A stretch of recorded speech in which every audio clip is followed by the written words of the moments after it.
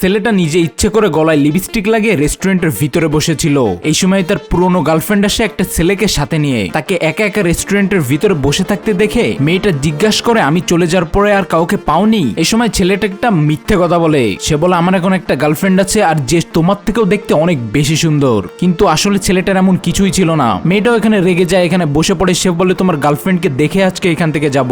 ছেলেটা তার গার্লফ্রেন্ডকে নেশার ভান করে এখান থেকে উঠে যায় আর একটা মেয়ের সাথে গিয়ে কন্টাক্ট করে।